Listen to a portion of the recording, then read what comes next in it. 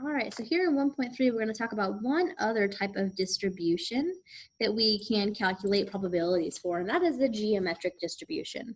A geometric distribution, or geometric setting, is very similar to a binomial setting.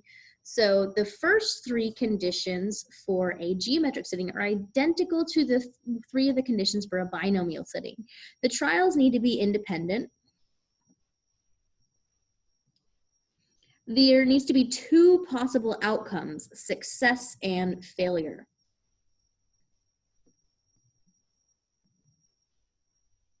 And the probability needs to be the same for every single trial. That kind of goes along with the fact that they need to be independent. Okay, but in a binomial setting, we decide how many trials we're going to do, and we count the number of successes within those number of trials. For a geometric setting, though, we're actually going to continue to repeat trials for as long as it takes to get one success. So if we get one success on our first trial, then we would stop there. But if it takes 7 or 8 or even 100 trials to get our first success, then we're going to continue doing trials until that happens. So a geometric setting, X, the variable that we're going to be calculating probabilities for here, is actually the number of trials required to get the first success. So in a geometric setting, we're only ever going to have one success in any given event. So as you go through the videos, they kind of walk you through how they get this equation right here. But this is the formula that we end up with for the probability within a geometric distribution. And this formula is, again, on your AP exam formula sheet, the formula sheet that I gave you at the beginning of the year that you are allowed to use on all parts of your AP exam. Again, if you need to reprint this formula sheet, it is on Google Classroom under the Resources tab.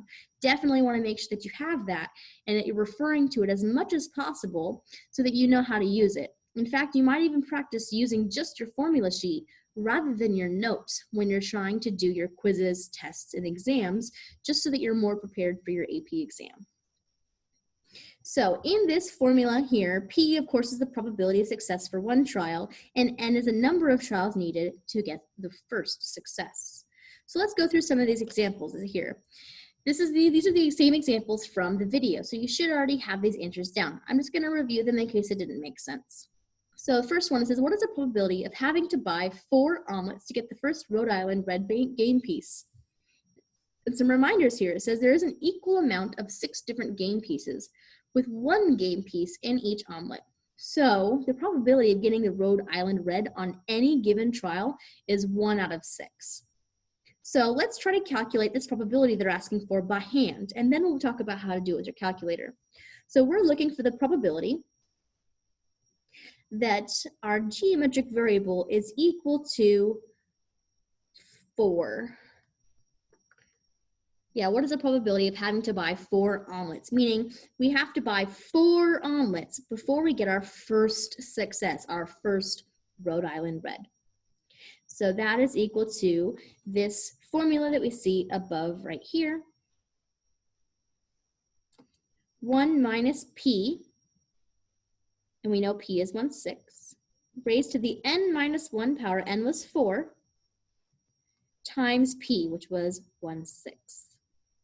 This indicates that we have a failure 1, 2, 3 times, and then 1 success.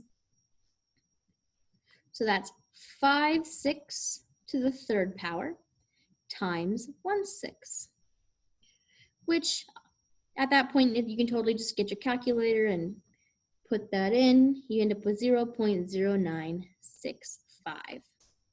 Let's see if we get the same thing now using a calculator. So now that we're in a geometric setting, we'll be looking at these two functions under our distributions menu on our graphing calculator. Again, PDF is going to give us a probability for one X value, and CDF will give us a probability for a range of X values. Right now, we're just trying to find the probability of one X value, namely that X value being 4. So we're going to put in geomet PDF, one value, for 4 trials. And hold on 1 second. Let me make sure I did this right. Grab out a calculator. Doop. Turn it on. So you go to your distributions menu, hit second vars button to get that DISTR, and go down to Geomet PDF. There it is. And mine is option E. So each calculator is going to be a little bit different. And it even says in the directions they give you to choose option D, because if you look on their menu, it is option D, but in mine it's option E. So just make sure that you be careful when using those fast keys. So I'll click that. And the first thing it asks for is P. So that's what I wasn't sure of. So ask for P, the probability first, 1/6. So I'll put in 1/6. And the X value we want is 4. And it tells me it's 0.09645, the same thing that we had last time. So again, the 1/6 went first, and then the number 4. So that equals about, because we have to round, the same as last time, 0.965. Exact same answer on our calculator. And it really wasn't that difficult to get it by hand. You can definitely count on having to do a problem like this on a non-calculator portion of an exam, because it's not super long. It's not something that you absolutely have to have a calculator to do somewhat quickly, okay? All right, so now that we did that geometric PDF, let's talk about that geometric CDF. What if instead of calculating the probability that X takes on one value, what if we want to calculate the probability that a geometric setting takes on a range of values? So in this example, it says, what's the probability that buying 3 omelets will get you a Red Island game piece? Meaning that we get it on the first omelet, or we get it in the second omelet, or we get it in the third omelet. So we could, by hand, take each of these individual geometric probabilities and add them together. And it doesn't take too long. So to get it in our first omelet, that would be 1/6, 1 success, no failures. In our second omelet, it would mean that we failed the first time and succeeded the second time. And if it was in our third omelet, then that means that we failed twice and had to try a third time to get it in our third omelet. So if I add these 3 products together, we end up with about, if I have to round, 0.4213. Okay, now let's see if we get the same thing with the calculator, because you can imagine if I'm trying to get this for a range with just 3 values, it's not too bad. But if I'm trying to get it for a range that includes like 10 values or 20 values, then these problems can get super long actually. So we're going to use geometric CDF. I know I used the same picture here, sorry. We're going to use geometric CDF, which isn't option E in my calculator anyways. Just make sure you look for the correct function when you're doing this. And we're going to choose P16 and N3. So just like with binomial CDF, when you do Geomet CDF, it's going to give you the probability that X is less than or equal to that N value that you put in.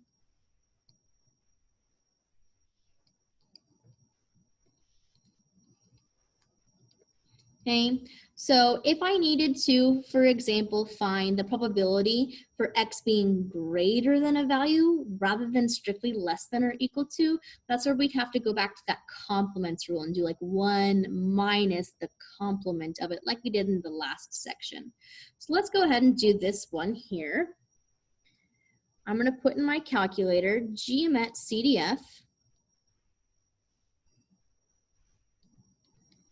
of 1/6, 3, because I want all the values less than 3, including 3 itself.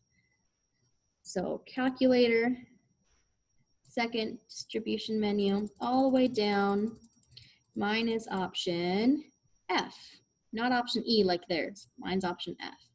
Enter 1, 6, and 3. 0.42129.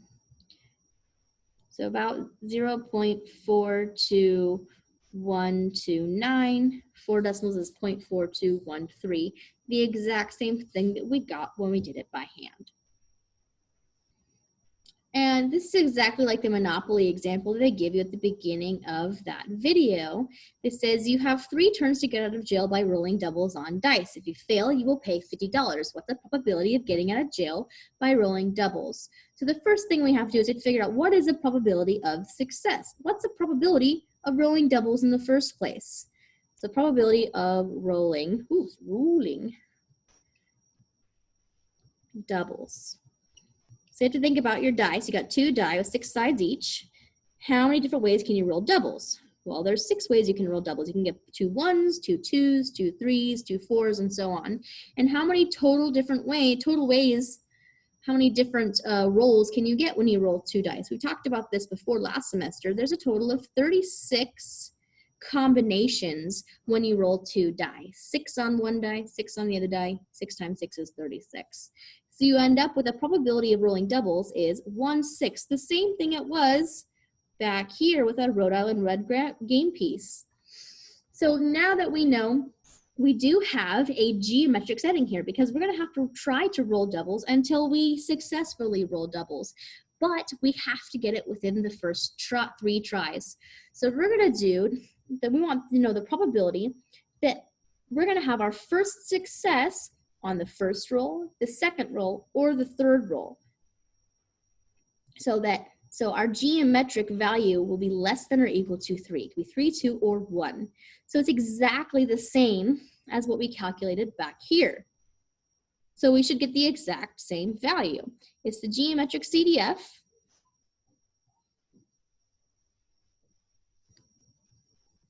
With a probability of 1/6 and up to 3 trials. You get the exact same number as before, which was, oh, mine disappeared.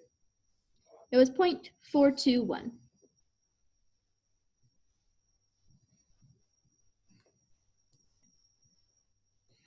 All right, so now we'll talk about the expected value or the mean of the geometric distribution. So remember, an expected value is the same thing as a mean of a distribution.